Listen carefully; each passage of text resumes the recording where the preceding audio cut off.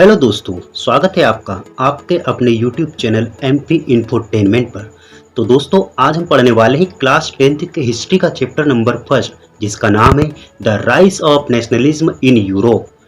तो आइए इसको स्टार्ट करते हैं। इन 1848 फ्रेडरिक सोरियो नाम के एक फ्रांस आर्टिस्ट थे। उन्होंने कल्पना करके 4 पिक्चर बनाई, जिनमें से ये जो पिक्चर है जो आप देख रहे हो, इसका नाम है द पैक्ट बिटवीन नेशन।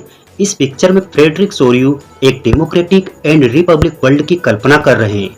यहाँ पर आपको ये जो स्टेचू दिखाई दे रही है, यह है स्टेचू ऑफ लिबर्टी, जो कि आज़ादी को दर्शा रही है। इस स्टेचू के एक हाथ में टॉर्च है और दूसरे हाथ में मानव अधिकारों का चार्ट है। इस स्टेचू के सामने जमीन पर मोनार्ची सिस्टम का कचरा डाला हुआ है, यानी कि राजा महाराजाओं के मुकुट, कपड़े और भी राजशाही वस्तुएं जमीन पर पड़ी हुई है। इसमें फ्रेडरिक सोरियो ये बताना चाहते हैं कि जो ये लंबी लाइन है जिनमें लोग आ रहे हैं, इन्होंने कैसे मोनार्ची सिस्टम के कचरों को छोड़ते हुए आ रहे हैं, मतलब राजा महाराजाओं के शासन को ध्वस्त करते जा रहे हैं और स्टैच्यू ऑफ लिबर्टी यानी कि आज़ादी की तरफ बढ़ते हुए आ रहे हैं। यह देखकर उनके गॉड ईसा मसीह जीसस आसमान से उन्हें आशीर्वाद दे रहे हैं। इस चैप्टर में हम ऐसे कई सारे टॉपिक को पढ़ेंगे जिनकी कल्पना सोरियो ने इस पिक्चर में की है। इसके अलावा हम ये भी पढ़ेंगे कि यूरोप में नेशनलिज्म कैसे आया, क्या क्या चेंजेस देखने को मिले, कैसे लोगों ने नेशनलिज्म के लिए स्ट्रगल किया, कैसे यूरोप में से डायनेस्टी रूल खत्म हुआ और कैसे नेशनल स्टेट अस्तित्व में आए। तो चलिए स्टार्ट करते हैं। The French revolution and the idea of nation. दोस्तों, 1789 में जब फ्रेंच रिवॉल्यूशन हुआ तो उसका इम्पैक्ट पूरे यूरोप पर पड़ा, क्योंकि 1789 से पहले जब फ्रांस रिवॉल्यूशन नहीं हुआ था तब फ्रांस के ऊपर राजा महाराजाओं का शासन था और वही रूल करते थे। फ्रांस के लोगों के पास किसी भी प्रकार की कोई पावर नहीं हुआ करती थी। राजा जैसा कहेगा लोगों को वैसा ही करना पड़ता था। राजा का बेटा राजा बनता था, फिर उसका बेटा, फिर उसका बेटा, और यही सिस्टम चलता था। लेकिन जब फ्रांस में 1789 में रिवॉल्यूशन शुरू हुआ तो फ्रांस में पॉलिटिकल और कॉन्स्टिट्यूशनल चेंजेस देखने को मिले। तो अब ये क्या क्या चेंजेस देखने को मिले, तो आइए इनको हम देखते हैं। तो फ्रांस रिवॉल्यूशन के दौरान पहला चेंजेस हमें ये देखने को मिला कि जो पावर मोनार्की सिस्टम के पास थी वहाँ के कॉमन सिटीजन के पास पहुँच जाती है। इसके अलावा दूसरा चेंजेस ये देखने को मिला कि लोगों ने पुराने फ्लैग को हटा दिया और एक नए फ्लैग को इंट्रोड्यूस करवाया, जिसमें 3 कलर थे। इसके अलावा तीसरा चेंज यह था कि वहां पर फ्रांस लैंग्वेज को नेशनल लैंग्वेज घोषित कर दिया गया। इसके अलावा 4 चेंजेस ये था कि फ्रांस के लोगों ने एक नया नेशनल एंथम कंपोज किया और साथ में शपथ भी लिया। इसके अलावा 5वां चेंजेस ये था कि कॉमन लोगों ने वोटिंग के थ्रू स्टेट जनरल को इलेक्ट करना शुरू कर दिया और उसका नाम बदलकर नेशनल असेंबली रख दिया। इसके अलावा 6 चेंजेस ये था कि जो इंटरनेशनल कस्टम ड्यूटी हुआ करती थी, जो कि लोगों को देनी पड़ती थी, फ्रांस के लोगों को, मतलब कि किसी भी सामान को इधर से उधर ले जाने के लिए जो टैक्सेस पे करना पड़ता था, उनको हटा दिया गया। तो दोस्तों, इतने सारे चेंजेस हुए फ्रांस रिवॉल्यूशन के दौरान। इसके अलावा जो फ्रांस आर्मी थी उसने क्या किया कि जो नेशनलिज्म की भावना थी, मतलब देश के प्रति प्यार और देशभक्ति की जो भावना थी, उसे पूरे यूरोप में फैलाना शुरू कर दिया। उन्होंने कहा कि अगर हम मोनार्की को हटाकर डेमोक्रेसी ला सकते हैं तो आप लोग क्यों नहीं ला सकते। ऐसा उन्होंने ढिंढोरा पीटना शुरू कर दिया और पूरे यूरोप में ये बातें फैलाना शुरू कर दिया। सब कुछ सही चल रहा था। फ्रांस से मोनार्की शासन हट चुका था और डेमोक्रेसी आ चुकी थी। लोग खुशी खुशी रह रहे थे। लेकिन 1799 में एक ऐसे व्यक्ति की एंट्री होती है जो फ्रांस से डेमोक्रेसी को हटा देता है और सारी पावर अपने हाथ में ले लेता है। उस व्यक्ति का नाम था नेपोलियन बोनापार्ट। इसने क्या किया कि ये एक कोड लेकर आया जिसका नाम था सिविल कोड ऑफ 1804। इसे नेपोलियन कोड भी बोला जाता है। ये बेसिकली कुछ नहीं था, बस यह वह चेंजेस थे जो कि नेपोलियन ने किए थे। तो डिक्टेटर बनने के बाद क्या क्या उसने चेंजेस किए, तो आइए उनको हम देखते हैं। पहला तो ये कि एस्टैब्लिश इक्वलिटी बिफोर लॉ। पहले क्या होता था कि फ्रांस में सारे लोगों को इक्वल नहीं माना जाता था। जो चर्च और नोबल्स होते थे उन्हें सुपीरियर माना जाता था। उन्हें बर्थ के बेसिस पर प्रिविलेजेस की मिले हुए थे, लेकिन अब ऐसा नहीं था। नेपोलियन ने क्या किया कि सबको इक्वल कर दिया, मतलब कानून की नज़र में सब बराबर रहेंगे, ना ही कोई सुपीरियर रहेगा और ना ही कोई कमज़ोर। Second, secure the right to property. Napoleon ने क्या किया कि लोगों को राइट टू प्रॉपर्टी दिला दिया, मतलब अगर किसी के पास पैसा है तो वह प्रॉपर्टी खरीद सकता है और उसी प्रॉपर्टी को अपने पास रख सकता है और वो प्रॉपर्टी उसी की रहेगी, उससे कोई छीन नहीं सकता। तीसरा, यह कोड लेकर आया कि अबोलिश्ड द फ्यूडल सिस्टम। पहले क्या होता था कि जो बड़े बड़े लैंडलॉर्ड हुआ करते थे उन्हें फ्यूडल लॉर्ड भी कहते थे। तो क्या करते थे, वो पीजेंट्स पर काम करवाते थे और सारा प्रॉफिट खुद रख लेते थे। बेचारे जो पीजेंट्स होते थे, मतलब कि जो किसान होते थे, उनका कोई फायदा ही नहीं होता था। तो नेपोलियन ने इस फ्यूडल सिस्टम को खत्म कर दिया। चौथा, transport and communication system were improved. Napoleon ने ट्रांसपोर्ट और कम्युनिकेशन सिस्टम को काफ़ी इम्प्रूव कर दिया था, जिसकी वजह से फ्रांस में डेवलपमेंट काफ़ी तेज़ी से हो रहा था।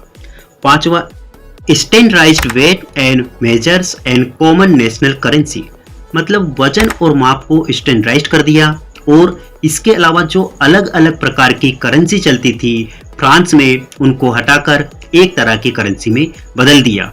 इसके अलावा गोल्ड रेस्ट्रिक्शन वेयर रिमूव्ड, मतलब नेपोलियन ने क्या किया कि गिल रेस्ट्रिक्शन को हटा दिया। इससे फायदा क्या हुआ कि मर्चेंट और आर्टिसियन अब सब फ्रीली होकर ट्रेड कर सकते थे, मतलब बिना किसी बैरियर के मर्चेंट आसानी से व्यापार कर सकते थे। तो दोस्तों, इतने सारे चेंज नेपोलियन ने किए थे, पर ये जो चेंज नेपोलियन ने किए थे वो लोगों को इतने पसंद आए कि लोगों ने नेपोलियन को मसीहा समझने लगे थे। फ्रांस तो छोड़ो, फ्रांस के जो आसपास के देश थे वे खुद नेपोलियन और उसकी आर्मी का स्वागत कर रहे थे, क्योंकि उनको लग रहा था कि नेपोलियन ही हमें इस मोनार्की शासन से आज़ादी दिला सकता है। और ऐसा उन्हें इसलिए लग रहा था, जहां पर भी नेपोलियन की सेना गुजरती थी वहां से मोनार्की सिस्टम खत्म होता जा रहा था। लेकिन उन्हें क्या पता था कि जिस नेपोलियन को वो अपना हीरो समझ रहे हैं, असल में वह विलेन था। तो ऐसा क्या कारण था जिससे नेपोलियन से लोग नफरत करने लगे? तो पहला रीजन ये था कि lock of political freedom. Napoleon ने लोगों को पॉलिटिकल फ्रीडम नहीं दी थी। और दूसरा कारण यह था इंक्रीज टैक्स उसने बढ़ा दिया था। और तीसरा कारण सेंसरशिप, लोगों के ऊपर उसने सेंसरशिप लगा दी थी। चौथा और सबसे बुरा कारण लोगों को जबरदस्ती आर्मी में भर्ती करवाना। तो अब वह ऐसा क्यों कर रहा था? क्योंकि उसे पूरे यूरोप को कॉन्क्वेयर करना था, तो इसके लिए उसे आर्मी की जरूरत थी। तो उसने लोगों को जबरदस्ती आर्मी में भर्ती करना शुरू कर दिया। ये उसकी सबसे बड़ी गलती थी। और दोस्तों, ये जो कारण थे, इन्हीं कारणों की वजह से लोगों ने नेपोलियन से नफरत करने लगे थे।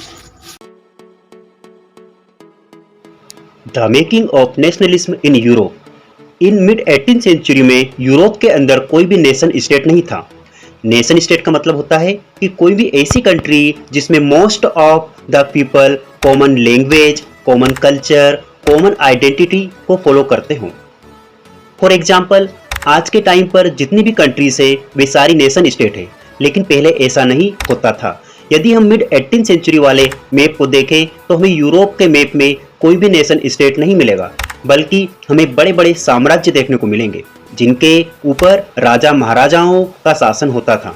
फॉर एग्जाम्पल, यदि हम बात करें हब्सबर्ग एम्पायर की, तो इसके अंदर भांति भांति प्रकार के लोग रहते थे। इनके आइडिया, कल्चर, ट्रेडिशनल, लैंग्वेज सब कुछ अलग अलग था। अब आप खुद ही सोचो, अगर इनमें इतनी सारी इन डाइवर्सिटी होगी तो क्या कभी इनके मन में ऐसा कोई आइडिया आएगा कि हम एक नेशन स्टेट बन जाएं? जब सबकी कॉमन लैंग्वेज, कल्चर, ट्रेडिशन सब कुछ सेम हो तो आप में से कई लोग कहेंगे नहीं आएगा, लेकिन एक्चुअली में इनके पास ये आइडिया आता है। तो ये आइडिया इनके पास कैसे आता है, चलिए इसके बारे में जानते हैं। The aristocracy and the new middle class. दोस्तों, उस समय यूरोप के अंदर दो तरह के लोग रहते थे, अरिस्टोक्रेट्स और पीजेंट्स। अरिस्टोक्रेट्स वह लोग थे जिनको सोसाइटी में रईस माना जाता था, मतलब इनके पास पैसे थे और ये पैसे वाले लोगों में गिने जाते थे। इनके पास ज़मीनें थी, बड़े बड़े टाउन हाउसेस थे। ये लोग माइनॉरिटी में थे, मतलब इनकी जो संख्या थी वह कम थी, लेकिन उसके बावजूद भी इनके पास पावर बहुत थी। क्यों? क्योंकि इनके पास पैसा था। ये लोग जो थे आपस की फैमिली में शादी करते थे और ये फ्रांस लैंग्वेज बोलते थे, क्योंकि इनका मानना था कि फ्रांस लैंग्वेज जो है वो रईसों वाली भाषा है।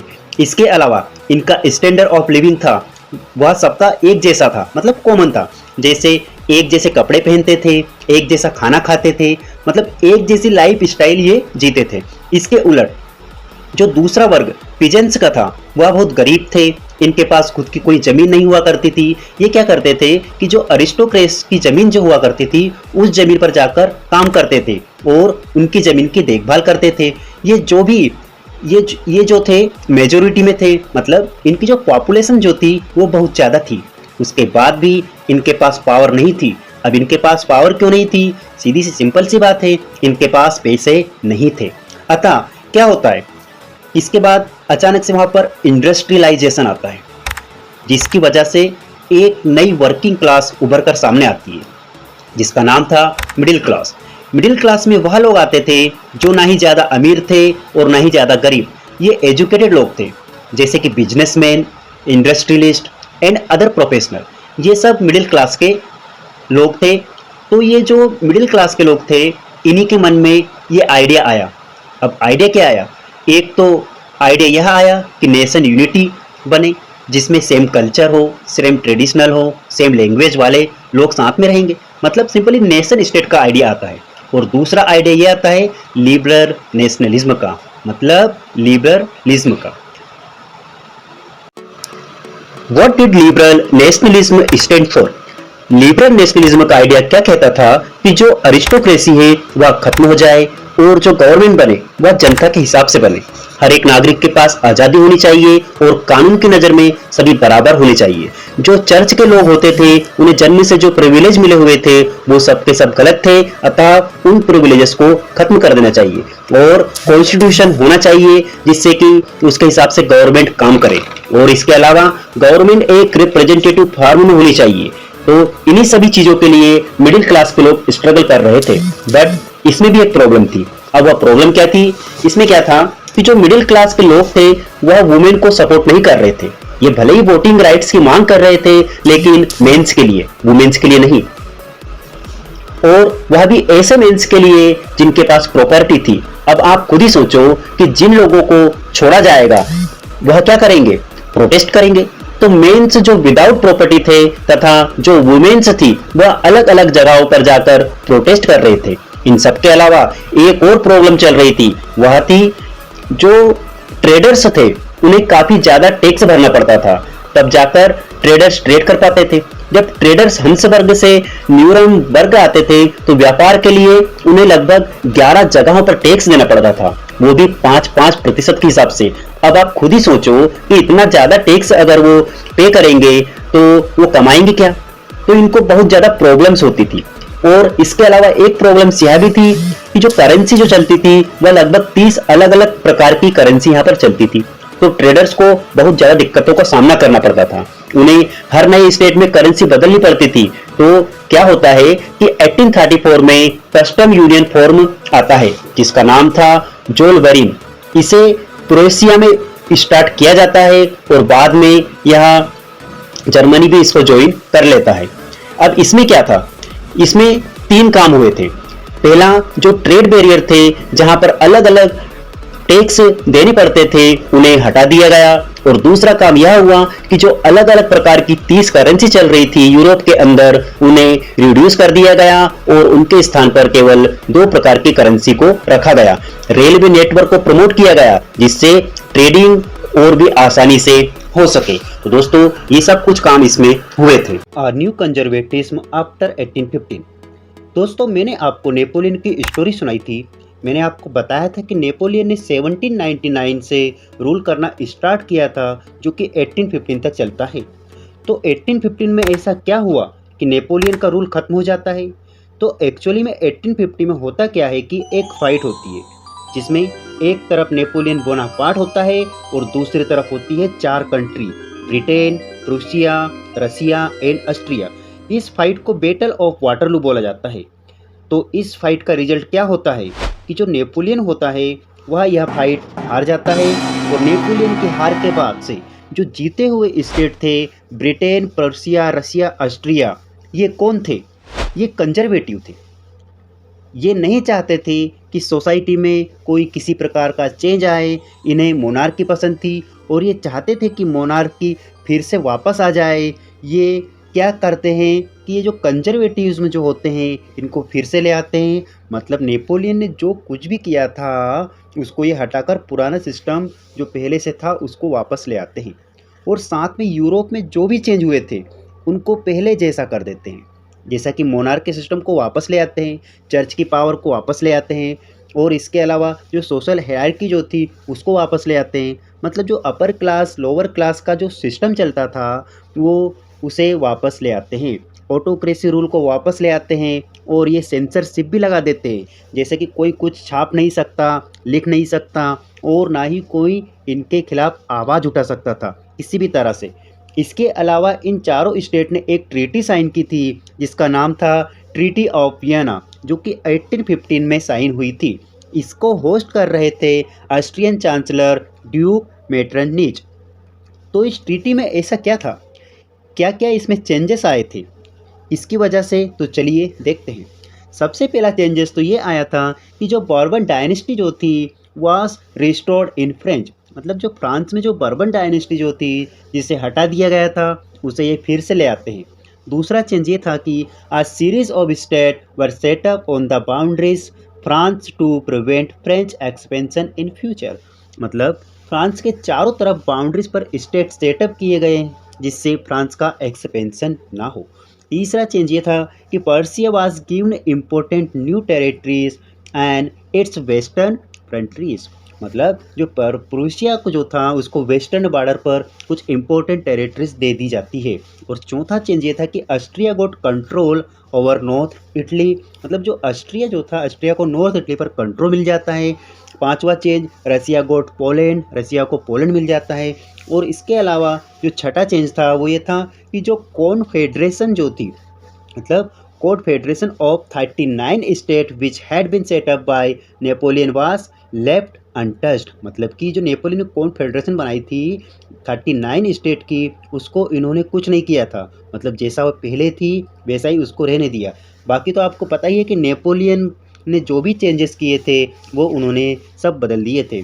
तो दोस्तों, ट्रीटी ऑफ वियना के बाद यूरोप में फिर से मोनार्की शासन आ चुका था, और जो कंजर्वेटिज्म पर्सन जो थे उनके पास पावर आ चुकी थी। New conservatism after 1815। दोस्तों, मैंने आपको नेपोलियन की स्टोरी सुनाई थी। मैंने आपको बताया था कि नेपोलियन ने 1799 से रूल करना स्टार्ट किया था, जो कि 1815 तक चलता है। तो 1815 में ऐसा क्या हुआ कि नेपोलियन का रूल खत्म हो जाता है? तो एक्चुअली में 1850 में होता क्या है कि एक फाइट होती है जिसमें एक तरफ नेपोलियन बोनापार्ट होता है और दूसरी तरफ होती है 4 country, Britain, Prussia, Russia and Austria. इस फाइट को बैटल ऑफ वाटरलू बोला जाता है। तो इस फाइट का रिजल्ट क्या होता है कि जो नेपोलियन होता है वह यह फाइट हार जाता है, और नेपोलियन की हार के बाद से जो जीते हुए स्टेट थे ब्रिटेन, पर्सिया, रसिया, ऑस्ट्रिया, ये कौन थे? ये कंजर्वेटिव थे। ये नहीं चाहते थे कि सोसाइटी में कोई किसी प्रकार का चेंज आए। इन्हें मोनार्की पसंद थी और ये चाहते थे कि मोनार्की फिर से वापस आ जाए। ये क्या करते हैं कि ये जो कंजर्वेटिव्स में जो होते हैं इनको फिर से ले आते हैं। मतलब नेपोलियन ने जो कुछ भी किया था उसको ये हटाकर पुराना सिस्टम जो पहले से था उसको वापस ले आते हैं, और साथ में यूरोप में जो भी चेंज हुए थे उनको पहले जैसा कर देते हैं। जैसा कि मोनार्की सिस्टम को वापस ले आते हैं, चर्च की पावर को वापस ले आते हैं, और इसके अलावा जो सोशल हायरार्की जो थी उसको वापस ले आते हैं। मतलब जो अपर क्लास लोअर क्लास का जो सिस्टम चलता था वो उसे वापस ले आते हैं। ऑटोक्रेसी रूल को वापस ले आते हैं, और ये सेंसरशिप भी लगा देते हैं, जैसे कि कोई कुछ छाप नहीं सकता, लिख नहीं सकता, और ना ही कोई इनके खिलाफ आवाज़ उठा सकता था किसी भी तरह से।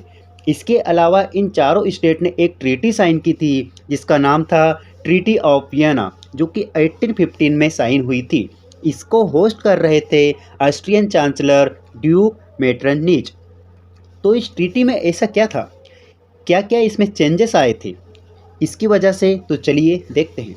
सबसे पहला चेंजेस तो ये आया था कि जो बर्बन डायनेस्टी जो थी वाज रिस्टोर्ड इन फ्रेंच, मतलब जो फ्रांस में जो बर्बन डायनेस्टी जो थी जिसे हटा दिया गया था उसे ये फिर से ले आते हैं।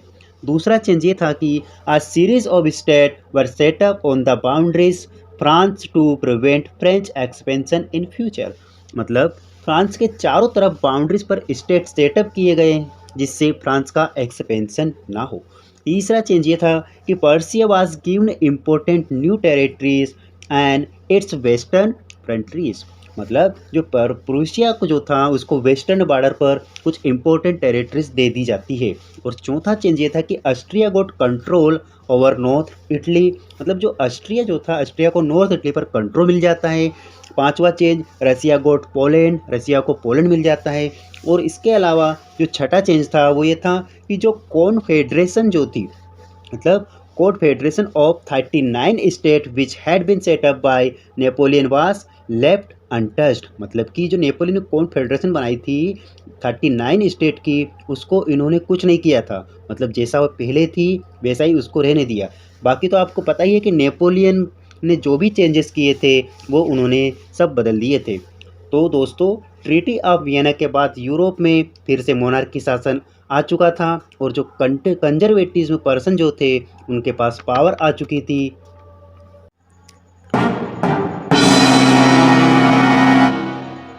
द रिवोल्यूशनरीज, दोस्तों जो कंजर्वेटिव्स जो थे उनसे बहुत से लिबरल लोग खुश नहीं थे। तो होता क्या है कि 1815 के बाद जितने भी लिबरल नेशनलिज्म थे वह सब के सब अंडरग्राउंड हो जाते हैं, क्योंकि अब पावर कंजर्वेटिव लोगों के पास पहुंच चुकी थी तो ये ओपनली तो कुछ कर नहीं सकते थे, इसलिए इन्होंने चोरी छुपे सीक्रेट ग्रुप बनाने स्टार्ट कर दिए। ये नहीं चाहते थे कि यूरोप में मोनार्की या ऑटोक्रेसी रूल रहे, इन्हें पूरी तरह से आज़ादी चाहिए थी, मतलब इनको फ्रीडम चाहिए थी। ऐसे ही एक व्यक्ति थे जिनका नाम था गेसीपी मेजेनी। इनका जन्म 1807 में जेनेवा में हुआ था। ये इटली के एक क्रांतिकारी थे और ये एक सीक्रेट सोसाइटी के मेंबर भी थे जिसका नाम था कार्बोनरी। और इन्होंने दो सीक्रेट सोसाइटी भी बनाई थी जिनमें से फर्स्ट सोसाइटी का नाम था यंग इटली और सेकंड सोसाइटी का नाम था यंग यूरोप। ये इटली के थे इसलिए ये चाहते थे कि इटली एक नेशन स्टेट बने। इन्हें देखकर अलग अलग जगह पर भी यूरोप के सीक्रेट सोसाइटी बनना स्टार्ट हो जाती है। अब आप खुद ही सोचो, यदि इतनी सारी सीक्रेट सोसाइटी बनेगी तो क्या होगा, रिवॉल्यूशन होगा, डेफिनेटली होगा। द एज ऑफ रिवॉल्यूशन, तो दोस्तों 1830 से लेकर 1848 का जो ईरा था उसमें यूरोप के अंदर कई रिवॉल्यूशन होते हैं, इसलिए 1830 से 1848 के ईरा को एज ऑफ रिवॉल्यूशन भी बोला जाता है।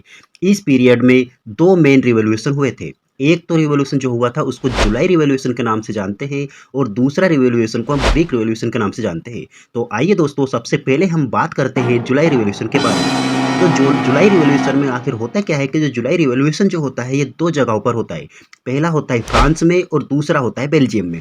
तो फ्रांस में आखिर ऐसा क्या होता है, फ्रांस से बर्बन किंग को हटा दिया जाता है, मतलब कंजर्व लोगों ने जो बर्बन डायनेस्टी को सेटअप किया था फ्रांस के अंदर उसको हटा दिया जाता है और साथ में कॉन्स्टिट्यूशनल मोनार्की सेटअप की जाती है। मतलब वहां पर मोनार्की तो रहेगी पर सारे काम जो होंगे वो कॉन्स्टिट्यूशन के अनुसार होंगे और लुई फिलिसी को फ्रांस का हेड बना दिया जाता है। आइए अब हम बात करते हैं बेल्जियम के बारे में। तो दोस्तों बेल्जियम में पहले क्या था कि जो बेल्जियम था वह यूनाइटेड किंगडम ऑफ नीदरलैंड का ही पार्ट हुआ करता था, मतलब Belgium United Kingdom of Netherland के कंट्रोल में आता था। लेकिन बेल्जियम के लोगों को फ्रीडम चाहिए थी, वह अपना एक अलग नेशन बनाना चाहते थे और इसी कारण से बेल्जियम में भी रिवॉल्यूशन स्टार्ट हो जाता है और इस रिवॉल्यूशन के कारण बेल्जियम को फ्री कर दिया जाता है, मतलब बेल्जियम को फ्रीडम मिल जाती है यूनाइटेड किंगडम ऑफ नीदरलैंड से। तो दोस्तों आइए अब हम बात करते हैं एक और रिवॉल्यूशन की जिसका नाम था ग्रीक रिवॉल्यूशन। पहले क्या था कि जो ग्रीक हुआ करता था वो ऑटोमन एम्पायर का ही पार्ट हुआ करता था। तो ग्रीक के जो लोग थे वह भी और देशों की तरह फ्रीडम की डिमांड करते थे और वह भी चाह रहे थे कि उनका भी एक अलग देश बने। तो इसीलिए ग्रीस के लोग स्ट्रगल करना स्टार्ट कर देते। लेकिन ग्रीस के लोग इतने पावरफुल नहीं थे कि वो अपने को आज़ादी दिला पाए, इसलिए इन्होंने मदद की नीड थी। इसलिए जो वेस्ट यूरोपियन कंट्रीज़ थी वह ग्रीस की मदद करती है, और साथ में जो ग्रीस के पोएट और इसके अलावा जो आर्टिस्ट थे वह भी अपनी पोएम और पेंटिंग के थ्रू लोगों के अंदर नेशनलिज्म की फीलिंग जगाने में लगे हुए थे। इन सब की वजह से 1892 में एक ट्रीटी साइन होती है जिसका नाम होता है द ट्रीटी ऑफ कॉन्स्टेंटिनोपल। इस ट्रीटी के साइन होने के बाद ग्रीक आज़ाद हो जाता है और एक इंडिपेंडेंस नेशन स्टेट बन जाता है। The romantic imagination and the national feelings. दोस्तों, आपको क्या लगता है जो नेशनलिज्म की फीलिंग लोगों के अंदर थी, मतलब जो देशभक्ति की भावना थी, वह लोगों में केवल वार और टेरिटोरियल एक्सपेंशन से आई थी? नहीं, ऐसा नहीं था, बल्कि इन सबके अलावा एक और रीजन था जिसकी वजह से नेशनलिज्म की फीलिंग लोगों में फैल रही थी, और वह रीजन था कल्चर। इन लोगों को लगा कि हमें कल्चर के थ्रू लोगों में नेशनलिज्म की फीलिंग एराइज करनी चाहिए, लोगों को इमोशनली कनेक्ट करना चाहिए अपने नेशन के प्रति। इसलिए स्टार्ट होता है रोमांटिज्म। रोमांटिज्म का मतलब होता है कि a cultural movement to develop a particular form of national sentiments. मतलब कोई भी ऐसा कल्चर मूवमेंट जिसकी वजह से लोगों में अपने नेशन के प्रति प्यार पनपे, या हम कह सकते हैं कि देश के लिए सेंटिमेंट जागरूक हो, इसी को रोमांटिज्म कहा जाता है। तो कई सारे आर्टिस्ट थे जो यह काम कर रहे थे अपने आर्ट, पोइट्री, म्यूजिक और स्टोरी की मदद से। ऐसे ही एक जर्मन फिलोसोफर थे जिनका नाम था जोहान गोथ राइस। इन्होंने इसी से संबंधित अपनी फीलिंग शेयर की।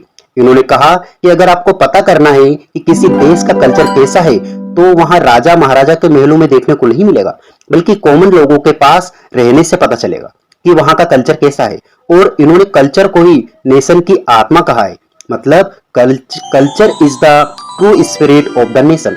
अब हम एक स्टोरी सुनेंगे जो कि पोलैंड की स्टोरी, ताकि हम और अच्छे से समझ सके कि रोमांटिज्म का क्या मतलब है।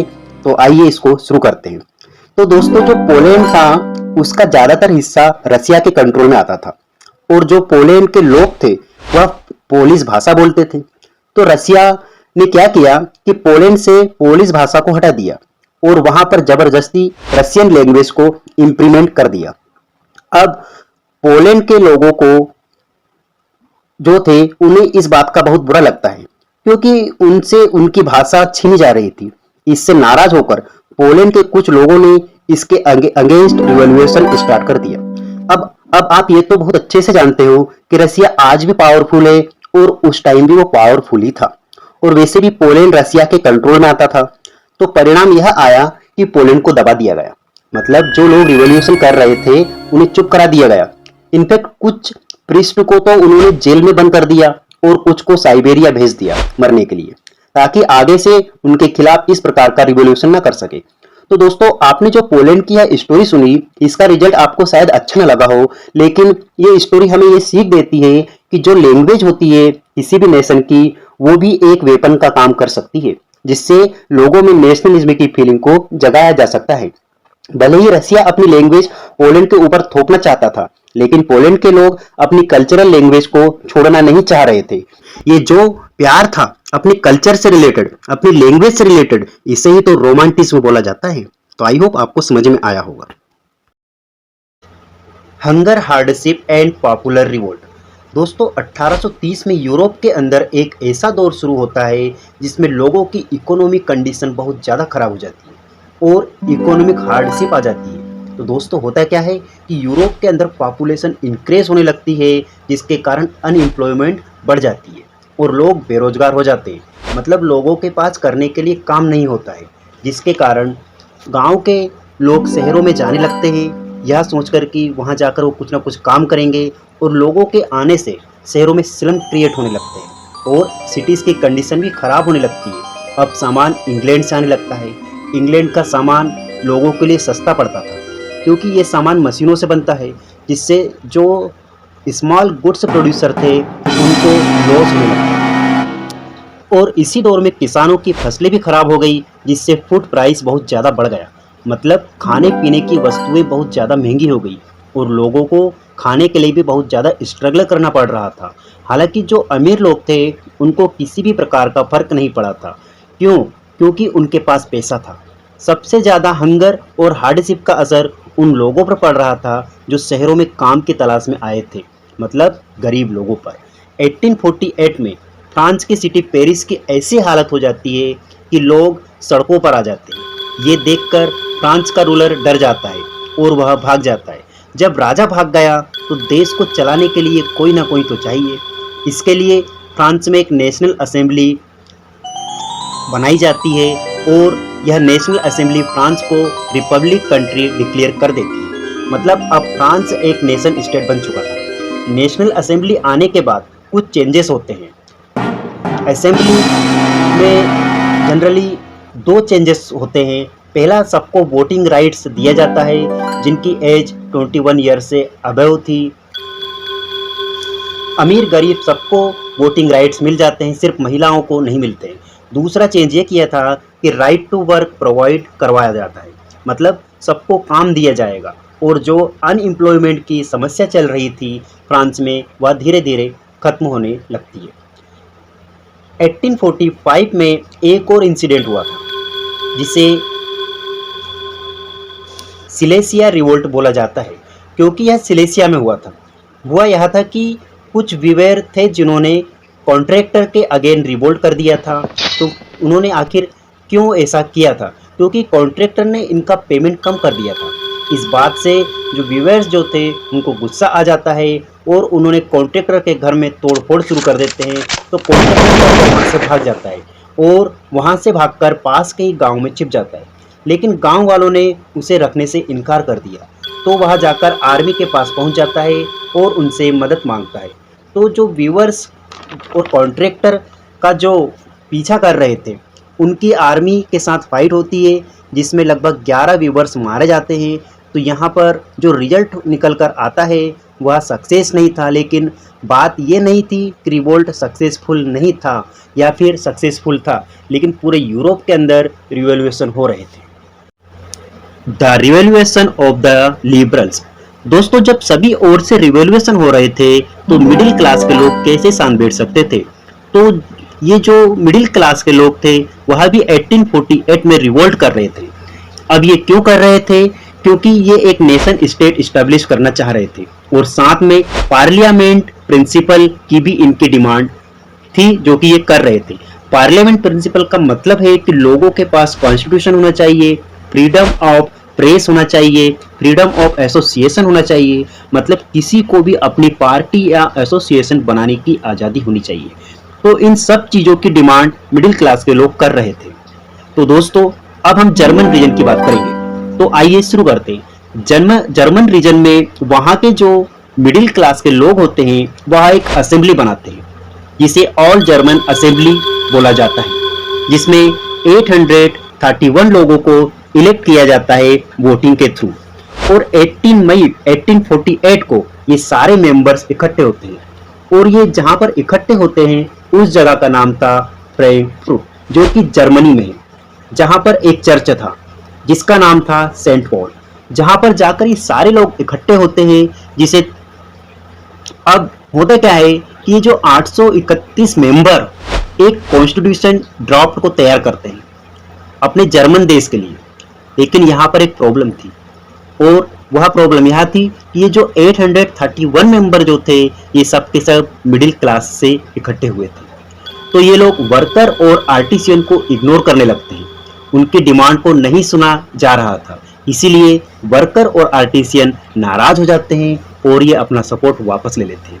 इस कारण से जो मिडिल क्लास के लोग जो कॉन्स्टिट्यूशन की लड़ाई लड़ रहे थे वह लड़ाई कमजोर पड़ने लगती है। इसके बाद भी ये अपना कॉन्स्टिट्यूशन लेकर राजा के पास पहुंचते हैं, लेकिन उस टाइम जो राजा था वह फ्रेडरिक विलियम फोर्थ था जो कि प्रोशिया का राजा था। अब आपके मन में यह सवाल आ रहा होगा कि ये प्रोशिया के राजा के पास क्यों गए, जर्मनी के राजा के पास क्यों नहीं गए? तो दोस्तों, उस टाइम जर्मनी नाम की कोई कंट्री नहीं हुआ करती थी, बल्कि उस टाइम जर्मन रीजन हुआ करता था।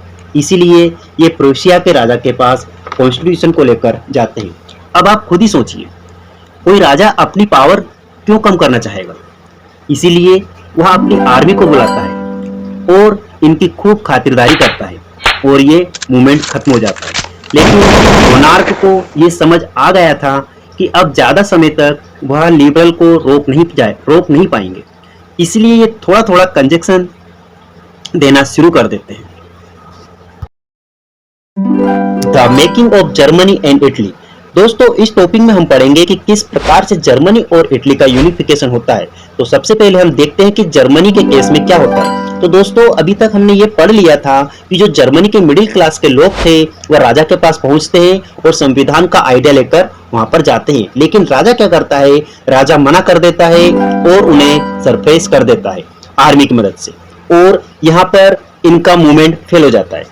तो अब सवाल ये आता है कि क्या इन लोगों ने आगे कोई मूवमेंट नहीं किया। तो दोस्तों उन्होंने आगे भी मूवमेंट करना जारी रखा, पर कैसे किया, तो आइए देखते हैं। तो जो मिडिल क्लास के लोग होते हैं वह क्या करते हैं कि वह जाते हैं प्रूसिया के बड़े बड़े लैंड लॉर्ड के पास, जिन्हें जंकर्स ऑफ पर्सिया भी बोला जाता है। उनसे जाकर ये लोग हेल्प मांगते हैं। तो जो जंकर्स होते हैं ये उनकी मदद के लिए तैयार हो जाते हैं और ये सारी जिम्मेदारी अपने ऊपर ले लेते हैं कि हम जर्मनी का यूनिफिकेशन करेंगे। अब सारी जिम्मेदारी प्रूसिया पर आ जाती थी। तो उस समय प्रूसिया की जो चीफ मिनिस्टर हुआ करते थे उनका नाम था ओटोमन बिस्मार्क। तो ओटोमन बिस्मार्क और उनकी जो आर्मी जो थी वो और आर्मी के साथ में सारे जंकर्स मिलकर फाइट करना स्टार्ट कर देते हैं। और ये जो फाइट करना स्टार्ट करते हैं वो फ्रांस, ऑस्ट्रिया और डेनमार्क के खिलाफ शुरू करते हैं। तो ये क्यों करते हैं, क्योंकि जो जर्मन स्पीकिंग रीजन था वहाँ इनके कंट्रोल में था, वहाँ उनसे छीनने के लिए फाइट करते हैं। तो ये फाइट 7 सालों तक चलती है और इस फाइट का रिजल्ट निकलकर यह आता है कि ये जो प्रूसिया होता है वह जीत जाता है और इसके साथ ही जर्मनी के यूनिफिकेशन की प्रोसेस पूरी हो जाती है। मतलब जर्मनी एक यूनिफाइड नेशन बन जाता है और 18 जनवरी 1871 को जर्मनी का एक राजा बनता है जिसका नाम था फीचर विलियम फर्स्ट। ये जो राजा था ये करेंसी को मॉडर्नाइज करने में बहुत फोकस देता है और साथ ही साथ बैंकिंग के जुडिशियल सिस्टम को भी इम्प्रूव करता है। Italy unified. दोस्तों 19th सेंचुरी में इटली 7 स्टेट में डिवाइडेड था। तो दोस्तों आप मैप में ये जो स्टेट देख रहे हो ये है सर्डिना पेडमोंट, और यही एकमात्र स्टेट था जहां एक ऐसा राजा रूल करता था जो इटली लैंग्वेज बोलता था और वह इटालियन प्रिंस था। उसका नाम था विक्टर इमैनुएल सेकंड। अब मैप में देखो इटली का जो ये नॉर्थ का पार्ट है यह ऑस्ट्रिया हब्सबर्ग के कंट्रोल में था और इटली के सेंटर का जो एरिया था वह पोप के कंट्रोल में था, और जो साउथ का पार्ट आप देख रहे हैं वह बर्बन किंग ऑफ स्पेन के कंट्रोल में था। अब दोस्तों देखो यूनिफिकेशन कैसे होता है। तो दोस्तों हमने एक व्यक्ति के बारे में पढ़ा था जिसका नाम था गैसीपी मैजीनी। ये भी इटली को यूनिफाइड करना चाहते थे। इसके लिए इन्होंने सीक्रेट सोसाइटी भी बनाई थी जिसका नाम था यंग इटली, लेकिन ये फेल हो गए थे इटली का यूनिफिकेशन करने में। लेकिन 1848 में सर्डिनिया पिडमोंट का जो किंग था विक्टर इमैनुएल सेकंड वह ये ठान लेता है कि मैं इटली का यूनिफाइड करके रहूँगा। इसके लिए वह अपने चीफ मिनिस्टर को बुलाता है जिसका नाम काउंट केवर था, और काउंट केवर को विक्टर इमैनुएल सेकंड इटली को यूनिफाइड करने की रिस्पॉन्सिबिलिटी दे देते हैं और यहाँ से रिवॉल्यूशन स्टार्ट हो जाता है। सबसे पहले वह 1859 में फ्रांस के साथ मिलकर ऑस्ट्रियन हब्सबर्ग को हरा देता है और जो पार्ट होता है उसको कैप्चर करके अपने साथ मिला लेता है।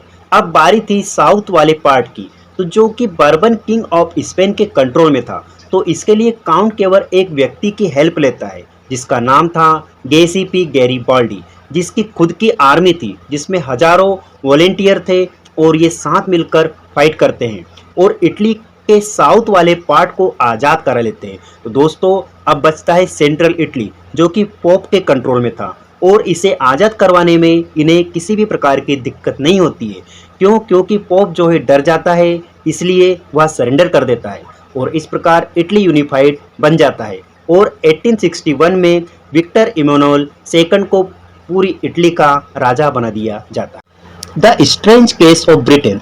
दोस्तों हमने जर्मनी और इटली का यूनिफिकेशन देखा, अब हम ब्रिटेन के यूनिफिकेशन को पढ़ेंगे। तो दोस्तों जो ब्रिटेन का यूनिफिकेशन हुआ था वह ऐसा नहीं हुआ था कि अचानक से वॉर और रिवॉल्यूशन हुए हों और यूनिफिकेशन हो गया हो, बल्कि ब्रिटेन का यूनिफिकेशन एक लॉन्ग टर्म प्रोसेस के साथ हुआ था।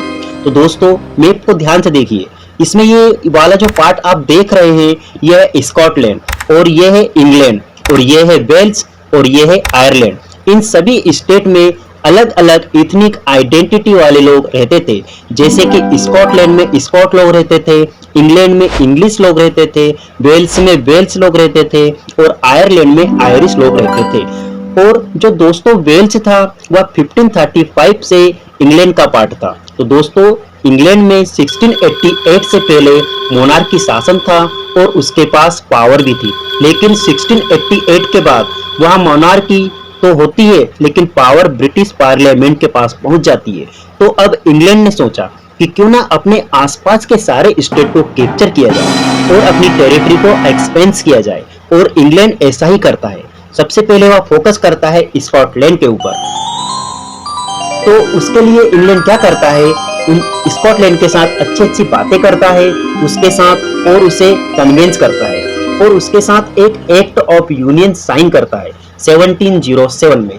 और इस एक्ट ऑफ यूनियन के साइन होते ही इंग्लैंड और स्कॉटलैंड एक हो जाते हैं और बन जाते हैं United Kingdom of great Britain.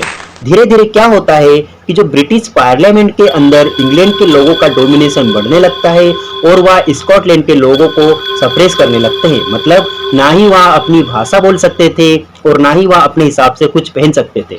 Same to same Ireland के साथ हुआ था, लेकिन आयरलैंड में दो तरह के लोग रहते थे, एक कैथोलिक और दूसरे प्रोटेस्टेंट्स। कैथोलिक वहां पर मेजोरिटी में थे और जो प्रोटेस्टेंट जो थे वो माइनॉरिटी में थे। इन दोनों के बीच में टेंशन हमेशा बना रहता था, मतलब आपस में लड़ते रहते थे। इसका फायदा इंग्लैंड उठाता है और वह प्रोटेस्टेंट को सपोर्ट करता है ताकि इंग्लैंड उन पर डोमिनेट कर सके। अब कैथोलिक शांत थोड़ी रहेंगे, कैथोलिक ने इसका विरोध किया, लेकिन एक व्यक्ति थे जिनका नाम था वोल्फ टोन। इन्होंने 1978 में इसके अगेंस्ट रिवोल्ट किया था, पर उन्हें दबा दिया गया और 1801 में आयरलैंड को फोर्सली इंग्लैंड अपने में मिला लेता है और एक नया ब्रिटिश नेशन बनता है जिसमें ब्रिटिश फ्लैग था, नेशनल एंथम था और उसकी खुद की इंग्लिश लैंग्वेज भी थी। इन सबको वो प्रमोट करने में लग जाता है। Visualising the nation. 18-19 सेंचुरी में जो आर्टिस्ट होते थे उन्होंने सोचा कि क्यों ना नेशन को विजुअलाइज किया जाए, मतलब नेशन का स्वरूप दिया जाए। जैसे कि यदि हम बात करें हमारे प्यारे भारत की, तो भारत को किसे रिप्रेजेंट किया जाता है, भारत माता से। और क्यों किया जाता है, ताकि हम सबको ये फील हो कि हम सब एक है और भारत माता हम सबकी माता है। ठीक इसी तरह से जो यूरोप के आर्टिस्ट थे उन्होंने भी अपने अपने नेशन को रूप देना शुरू कर दिया, अलग अलग फीमेल फिगर के साथ, जिन्हें एलिगोरीज भी कहा जाता था, ताकि लोगों में यूनिटी बनी रहे। जैसे कि फ्रांस की एलिगोरी थी मरियन और इसी तरह से जर्मनी की एलिगोरी थी जर्मेनिया। तो इस तरह से नेशन को विजुअलाइज करना स्टार्ट कर दिया जाता है। Nationalism and imperialism. नेशनलिज्म को तो हम शुरू से ही पढ़ते हुए आ रहे हैं। इसका मतलब होता है कि देश के प्रति देशभक्ति की भावना, देश के लिए प्यार होता है, यही तो नेशनलिज्म होता है। तो होता क्या है, 19वीं सेंचुरी के एंड तक जो नेशनलिज्म की फीलिंग होती है वह कन्वर्ट होने लगती है इंपेरियलिज्म में। इंपेरियलिज्म का मतलब होता है साम्राज्यवाद, मतलब कोई बड़ा नेशन छोटे छोटे नेशन को कैप्चर करने लगे और अपनी टेरिटरी को एक्सपेंस करने लगे, इसी को इंपेरियलिज्म बोला जाता है। इसी से रिलेटेड एक केस स्टडी है जो कि बाल्कन्स रीजन की है। बाल्कन्स एक जगह थी यूरोप के अंदर जो कि ऑटोमन एम्पायर के अंदर आती थी। इस बाल्कन्स रीजन के अंदर बहुत सारे स्टेट्स आते थे, जैसे कि रोमानिया, बल्गारिया, अल्बानिया, ग्रीस और भी बहुत सारे स्टेट्स आते थे। अब क्या होता है कि ऑटोमन एम्पायर कमजोर होने लगता है, इस कारण से जो बाल्कन्स रीजन के जो स्टेट्स थे वह अपने आप को इंडिपेंडेंस करने लगते हैं, मतलब अपनी अलग अलग कंट्रीज बनाने लग जाते हैं। ये सारी कंट्री आपस में एक दूसरे से जलती थी, जैसे हर कंट्री की यही चाह होती है कि उसका डोमिनेशन रीजन सबसे बड़ा हो, जिस वजह से ये सारी की सारी कंट्रीज आपस में लड़ने लगती है अपने पार्ट को एक्सपेंस करने के लिए। इन सबको देखकर जो बड़ी बड़ी कंट्रीज होती है, जैसे कि रशिया है, जर्मनी है, इंग्लैंड है, ऑस्ट्रो हंगरी है, इनको भी लालच आ जाता है और वह भी इस लड़ाई का पार्ट बन जाते हैं। और यही कारण बनता है फर्स्ट वर्ल्ड वॉर का। तो दोस्तों आई होप आपको हमारा इस चैप्टर को एक्सप्लेन करना का तरीका पसंद आया होगा। यदि आपको चैप्टर अच्छा लगे तो प्लीज़ चैनल को सब्सक्राइब और वीडियो को लाइक जरूर कर दीजिए और अपने दोस्तों को वीडियो को शेयर करना बिल्कुल भी ना भूलें। धन्यवाद, थैंक यू। मिलते हैं आपसे अगले चैप्टर में।